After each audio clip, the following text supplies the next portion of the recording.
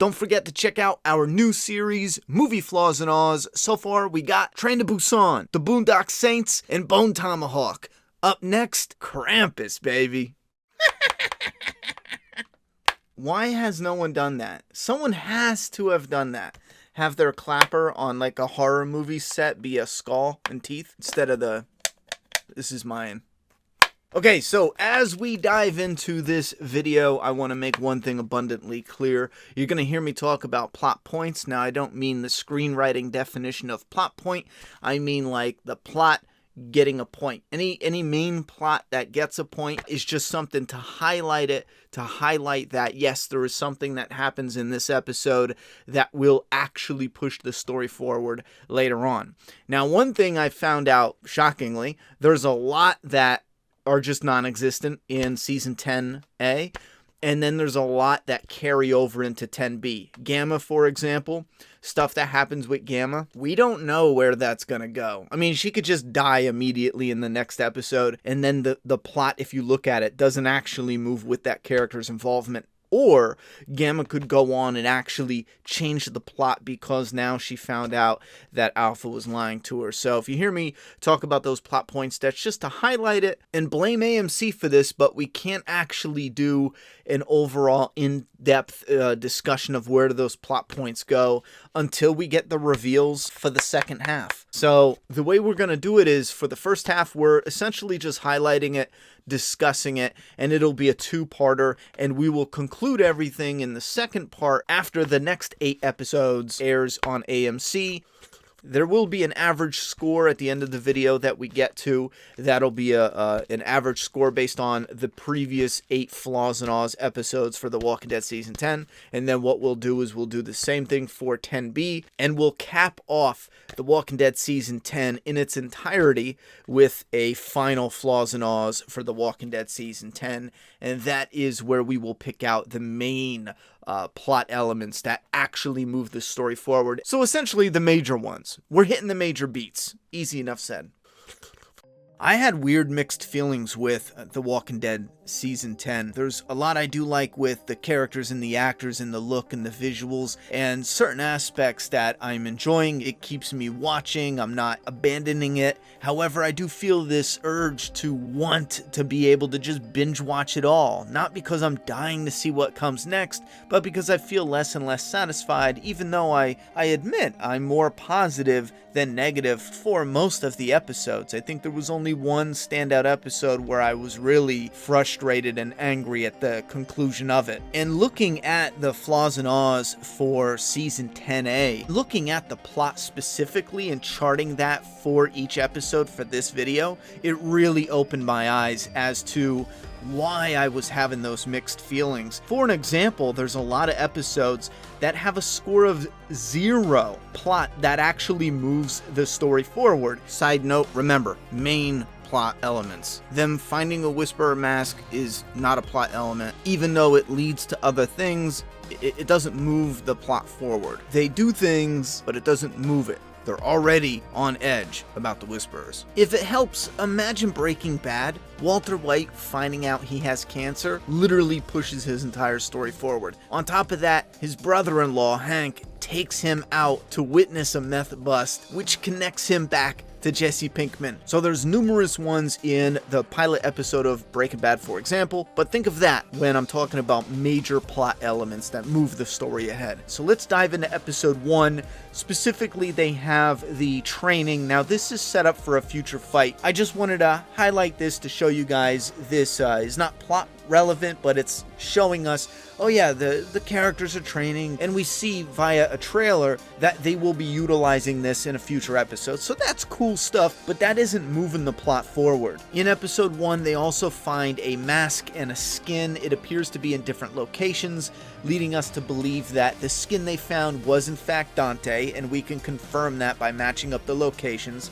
And the mask closer to Oceanside could be a throwaway mislead. It could be a weird coincidence that Dante's mask went downstream and ended up there. I don't know. Or it could be a hint that there is a spy whisperer in Oceanside. And if that's the case, it's clearly Jules, or Julie, whatever her name is. And next we have the satellite. Now, at first I thought the satellite is our big plot point. That's what gives this episode a point, because it forces our characters to cross the border, and this forces Alpha to punish them because they broke the rules. However, later on, we find out that doesn't matter.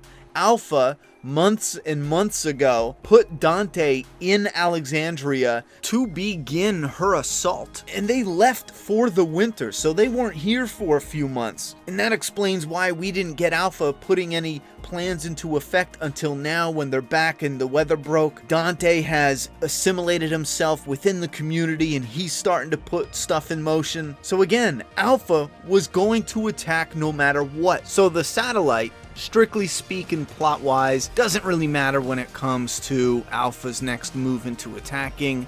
However, it kind of gives her an excuse to meet the survivors and extend the borders. But the only plot relevance with the satellite would be the radio, because Eugene does say the Russian equipment from the satellite boosts the transmitter, something like that. I'll be honest, I have no idea what he's talking about, but at least the story wants us to know that they were only able to boost the range on that radio because of the satellite. So okay, satellite, radio, and that leads to a storyline coming in season 11. That little one bit at least pushes the story that way. The rest of episode 1 is pretty much the standard premiere stuff, reintroducing us to these characters and seeing where they are and sowing the seeds for other stuff that's going to come up during this first half. Episode 2 is still one of my favorite episodes, and yes, the longer characters like Beta and Alpha are alive and the more they're relevant to the story, the more I'll probably enjoy this episode. If they're killed off rather quickly in 10B, the episode does lose a little oomph. I kind of feel like if this was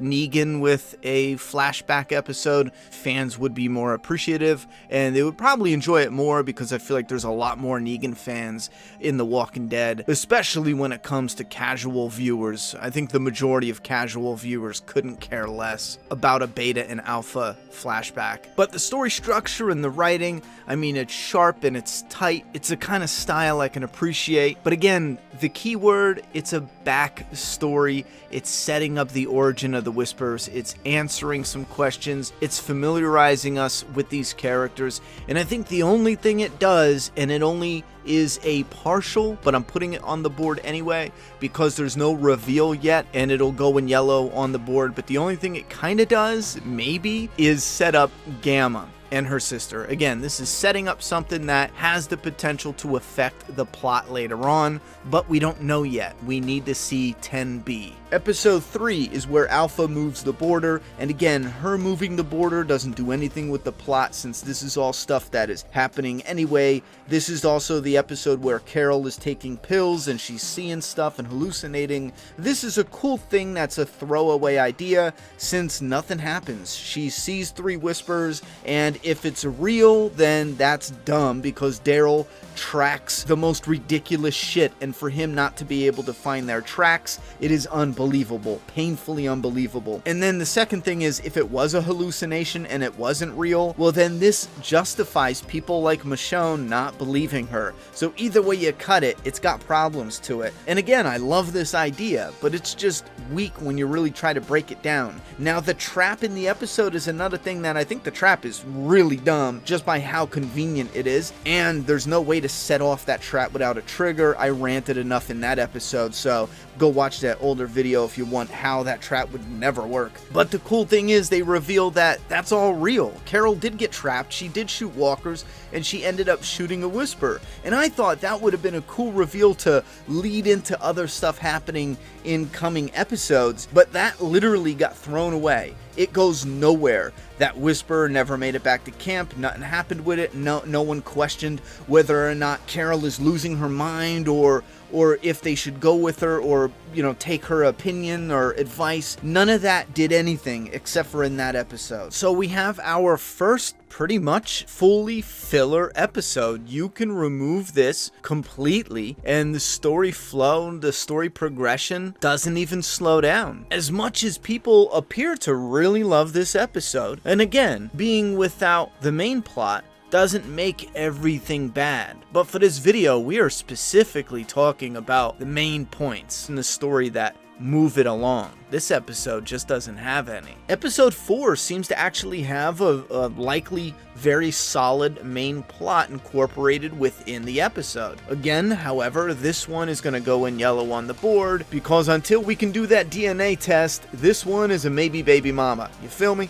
This episode involves Lydia getting jumped, Negan saving her, but killing one of the people that were beating on her, which directly leads to him escaping. However, we don't know how that's going to play into the story for sure yet. We have ideas. Oh, and also Michonne gets a call on the radio which sends her to Oceanside, which is going to connect to what sends her away. So technically, yeah, that one little 2-second call that basically is off screen is like a sliver of something that is another maybe baby mama plot point. Episode 5 continues the Gamma setup by connecting her with Aaron. It's very thin in this episode, but they make that connection. And we also have the reveal of Ezekiel having cancer. Again, we don't know where these are going to go. Ezekiel could just straight die and that's it. It does nothing for the plot. Or the community Eugene is talking to could have the medical, capabilities to perform a life-saving surgery on Ezekiel, and hence it would add to the plot. So these are also maybe baby mamas until we get those DNA tests back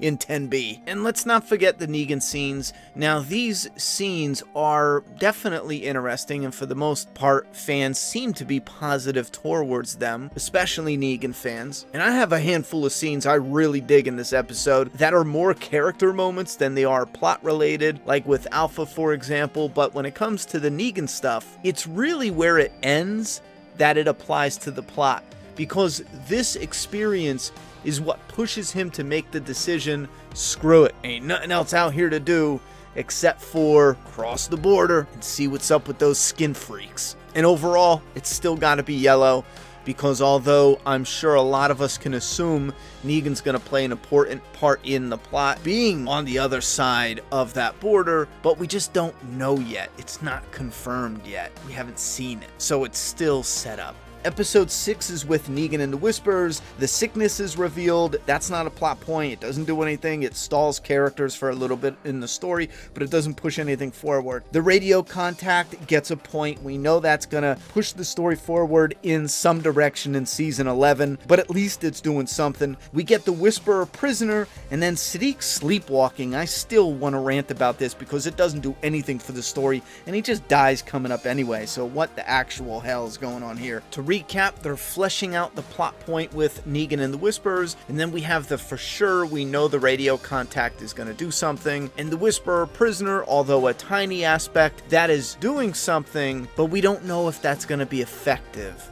And I'll explain that coming up. Episode 7. Okay, we got the prisoner dying. Now, if you didn't catch it, I missed it at first, really, because I was like, well, what the hell was the point of the prisoner? The whole point of the prisoner was actually to show Carol that Alpha lied to her people about killing Lydia, so Carol knows she can use Lydia as a weapon. That's it. And again, that is a maybe baby mama, because we don't even know if that's going to move the plot forward. Same thing for Lydia leaving. I'm gonna highlight them both because they both have potential, and this is where the Gamma storyline is now colliding with the Lie storyline connected with Lydia, but we need to see the outcome. And since this is a new kind of season recap review, I'm actually having fun putting this together than the standard sit and talk about it, but I do want to circle back around and add some strength to the flaw that I added for the episode where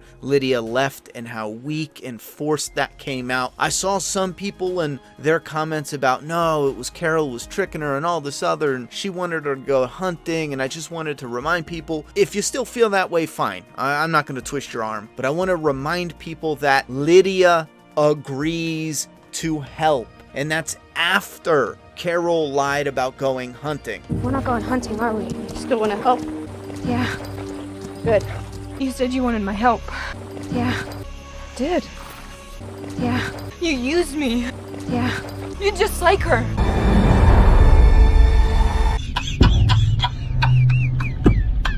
I'm out. And Lydia doesn't ask how. She doesn't ask, well, maybe this is something that I'm not comfortable with. She says, Yeah.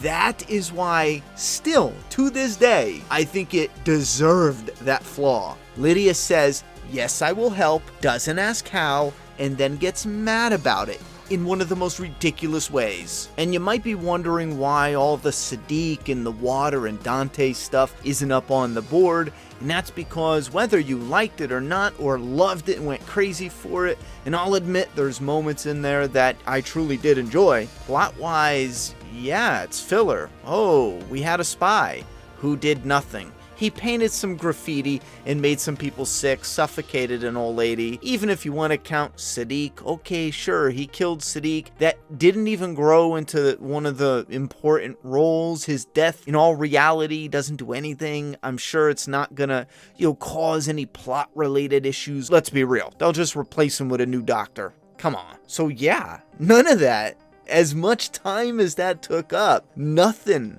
affected the plot in a major way to push it forward. And with episode 8, the Dante stuff still does not connect to the plot. We have Michonne meeting a new character named Virgil. Fans are speculating this will be the event that takes her out of the story. I have to say, when it comes to plot, we're gonna put her on the board because we don't know how it's gonna play out. But if it literally leads to her just leaving and not connecting or touching back to the story or plot in some relative way, that won't even get counted at the very end within part 2, because that doesn't do anything. It seems like a pretty big moment though. That's why I'm saying it's a maybe baby mama, because I can't see it not connecting somehow. We do leave off with that cliffhanger of a big chunk of our characters stuck in this trap underground in a walker cave. I'm gonna leave it off the board for now. Any and everything in any of these episodes, once we do part 2 and we see the bigger picture, if anything that I skipped or missed out, or it seemed like it wasn't going to come back around and have some deep connections within the main plot, any and all of those moments will be added and correctly tallied once we get the full picture. So if that trap somehow does something, it'll get its credit. In a final wrap-up recap for the first half of Season 10, we have an official plot element, which was the satellite in Episode 1, helping to boost the radio, which led to new community communication, and that will lead to our characters meeting a new community, likely in Season 11. The radio contact is brought up again in Episode 6, and as you can see, that's it for everything that's white. For a main plot that drives the story forward from the start of Season 10, shit happens, but not much has moved. Episode 2 introduced Gamma. Nothing happened in 3, plot-wise. Heavy character focus on Carol, though. Negan helps Lydia in 4, which leads to his escape and him going to the Whisperers. Michonne leaves for Oceanside, which leads into her meeting Virgil, which leads to her leaving altogether. Episode 5 has Gamma and Aaron meet up. Ezekiel's cancer is revealed, and Negan again with the Whisperers. Again, Episode 6 with Negan and the Whisperers. And then we have the Whisperer prisoner, which just reveals in Episode 7 that Alpha lied about Lydia, which gives Carol the idea, and that connects to the Gamma storyline, but Lydia leaves. And here we are. Those are the hardcore main plot elements, and if you'll notice, most of them have tiny scenes. What seems like the most impactful stuff has some of the smallest scenes, and some of the bigger moments, like the Whisperer spy, Dante, the Sadiq moment, it's just stuff. Now again, there's moments I enjoy too. I don't want to make this seem all negative, however, it does, for me, reveal why I'm not being gripped here. It's the story. I like the charm and the charisma and the look and the world and the walkers, but it's the story. It doesn't have that wow factor. I'm hoping Season 10B can pick it up, but that's the plot stripped down to the bare bones. And now, if we take a look at the grading, which isn't the same for everyone, you guys, I'm sure your grades are going to be a little different. I do feel like we've been fair, but we have grades of 30, 27, 24, 18, 12, 11, 7, and 7, which gives us an average score for The Walking Dead 10A as a 17. Is this wildly revealing?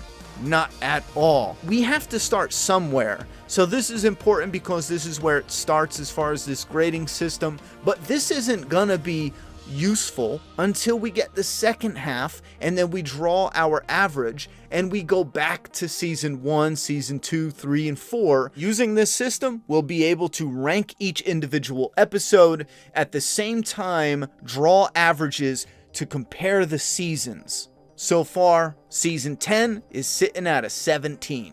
Like I said, we have to start somewhere, so this video isn't going to be all too revealing, but I had fun looking at the hardcore storyline throughout 10A. You guys let me know what you think about it. Share all your thoughts and opinions down below, and definitely share if you want to go forward with older episodes within the Flaws and Aws. In 2020, the Flaws and Aws are going to be the main focus, bouncing back and forth between movie ones and Walking Dead episodes. But vote below.